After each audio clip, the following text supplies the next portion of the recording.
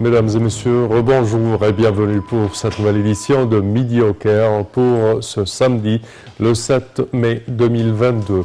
On commence tout de suite notre sélection avec ce compte-rendu. Le ministre des Finances, Mohamed Maït, a affirmé que l'économie égyptienne était devenue plus cohérente face aux défis mondiaux et plus résiliente face aux chaos intérieurs et extérieurs, ajoutant que comme elle a pu contenir les retombées du coronavirus, elle pourra absorber les impacts négatifs de la crise ukrainienne et l'inflation sans précédent. Et pour plus de détails, voici un compte rendu. Le ministre des Finances, Mohamed Maït, a affirmé que l'économie égyptienne était devenue plus cohérente face aux défis mondiaux et plus résiliente face aux chocs internes et externes, ajoutant que comme elle a pu contenir les retombées du coronavirus, elle pourra absorber les impacts négatifs de la crise ukrainienne et l'inflation sans précédent. Dans un communiqué publié vendredi, M. Maït a noté que le budget était plus flexible face aux graves turbulences économiques mondiales, soulignant que l'État tenait à atteindre le contrôle budgétaire et à réaliser un parcours économique sûr en dépit des circonstances exceptionnelles que connaissent plusieurs économies. Le ministre a prévu la réalisation d'un excédent préliminaire de 91 milliards de livres égyptiennes et une baisse du déficit total du PIB à 6,2%, de la dette à 85% d'ici fin de l'exercice financier actuel, voire en juin prochain. La performance financière a connu une nette amélioration pendant les 9 derniers mois par rapport à la même période pendant l'exercice financier révolu, et ce en dépit de la hausse des dépenses, a-t-il fait savoir, soulignant une croissance des dépenses annuelles de la santé de 24%, aussi bien que la hausse des investissements gouvernementaux et d'affectation de 80 milliards de livres égyptiennes à l'initiative présidentielle Vie décente et 16 milliards de livres égyptiennes à l'initiative Takaful et Karama. Et le ministre de conclure que les recettes fiscales ont augmenté de 12,8% grâce à la mise en œuvre du projet national de modernisation et d'automatisation du système fiscal qui vise à maximiser les efforts d'intégration de l'économie informelle dans l'économie formelle, recenser la communauté fiscale, réaliser la justice, perfectionner la perception des redevances de manière à améliorer la vie des citoyens et les services qui leur sont dispensés.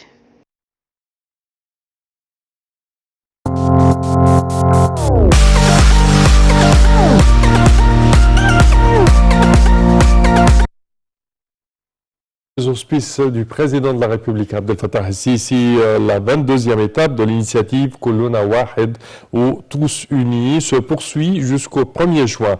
Cette initiative a lieu en coordination avec divers secteurs du ministère de l'Intérieur et des directions de la sécurité au niveau de la République et avec les grandes chaînes commerciales dans tout le pays, et cela dans 993 succursales au niveau de la République. S'ajoute à cela plus d'un nombre de pavillons sur les places et dans les rues principales et de convois de voitures dans les zones les plus nécessiteuses qui n'ont pas de succursales de chaînes commerciales.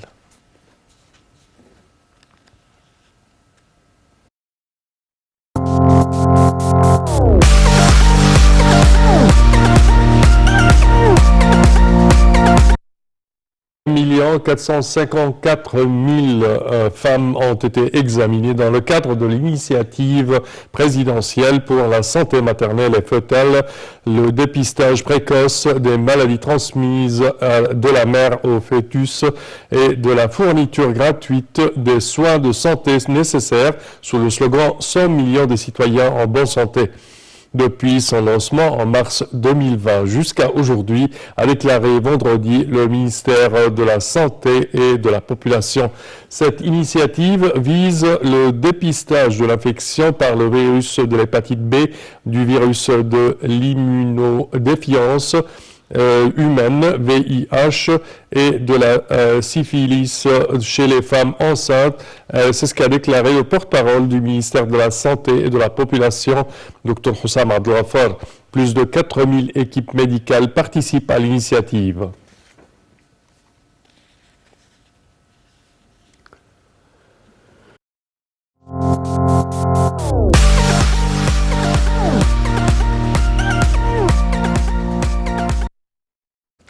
Et l'administration du Metropolitan Opera de New York aux États-Unis a décidé d'honorer la ministre égyptienne de la Culture Inès Abdeldaïm et de lui offrir la retransmission en direct de l'opéra Turandot qu'accueillera l'opéra égyptien samedi à 18h.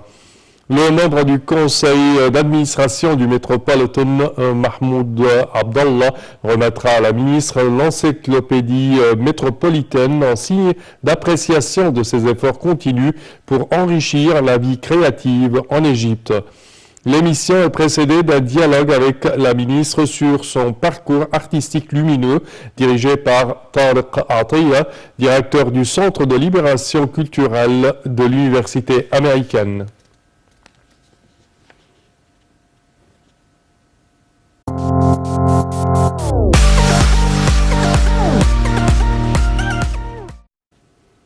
Et la poste égyptienne a remporté pour la deuxième année consécutive le prix de la coopérative EMS de l'Union postale universelle UPU pour la qualité du service offert à la clientèle au niveau international.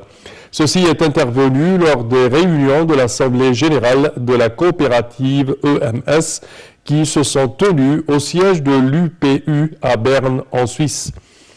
Le PDG du conseil d'administration de Egypt Post, Sherif Farouk, a indiqué que ce prix confirmait le leadership de l'Égypte au niveau régional et international dans la fourniture de services postaux et incarnait aussi le succès obtenu par la poste égyptienne au cours de la dernière période après avoir appliqué toutes les normes internationales. Cela s'inscrit dans le cadre d'un plan stratégique global qui a été adopté afin de susciter un changement qualitatif dans tous les secteurs et services. C'est ce qu'a ajouté M. Farouk.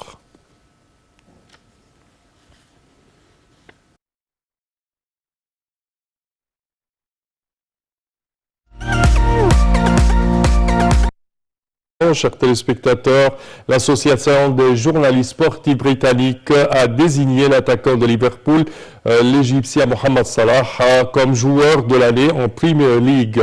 L'Égyptien remporte cette distinction individuelle pour la seconde fois de sa carrière. La Football Writers Association, FWA, qui rassemble des journalistes sportifs du pays, a choisi l'Égyptien Mohamed Salah devant le milieu de terrain belge de Manchester City, Kevin De Bruyne, et le nouveau capitaine de West Ham, Declan Rice. Il a reçu un total de 48% des voix. Et pour plus de détails, voici un compte rendu. L'attaquant de Liverpool, Mohamed Salah, a été élu ce vendredi meilleur footballeur de l'année en Angleterre par la Football Writers Association, qui rassemble des journalistes sportifs du pays. L'Égyptien a récolté 48% des votes devant le milieu de terrain belge de Manchester City, Kevin De Bruyne, et le nouveau capitaine de West Ham, Declan Rice. Cette saison, le pharaon Salah a inscrit 30 buts et délivré 14 passes décisives en 44 matchs, toutes compétitions confondues, sous le maillot de Liverpool, avec qui il a déjà remporté la Coupe de la Ligue et avec qui il peut encore remporter un triplé inédit C1 Cup Championnat. En 2017-2018, l'Égyptien avait déjà été élu meilleur joueur de l'année par les journalistes, mais aussi par les fans et ses confrères joueurs.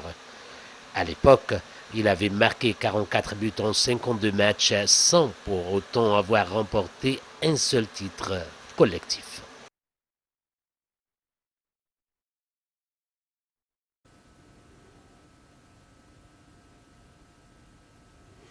Et les Diables Rouges ou Al-Ahli poursuit ses préparatifs pour sa rencontre face aux Algériens de l'entente sportive de Sétif pour le compte de la demi-finale allée de la Ligue des champions africains.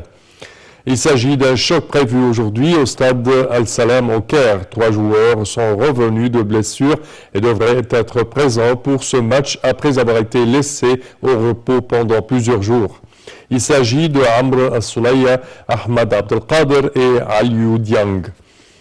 Pistou Moussimani doit toutefois trouver des solutions pour son secteur offensif en difficulté depuis quelques matchs. Il devait ainsi opter pour Mohamed Cherif en pointe, soutenu par le trio Mohamed Magdi Afsha, Ahmad Abdelkader et Percy Tao, afin de déchiffrer la défense algérienne.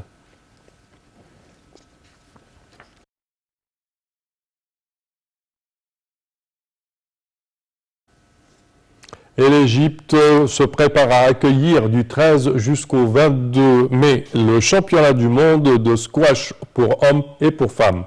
Selon un communiqué publié par le comité organisateur, le tournoi est considéré comme le plus grand de l'histoire du squash mondial avec le prix total le plus élevé s'élevant à 1 100 000 $ et avec la participation de 100 des meilleurs joueurs du monde entier. Les premiers tours auront lieu au club Alegria Sodek dans la ville de 6 octobre, alors que les tours finaux auront lieu au siège du Musée national de la civilisation égyptienne.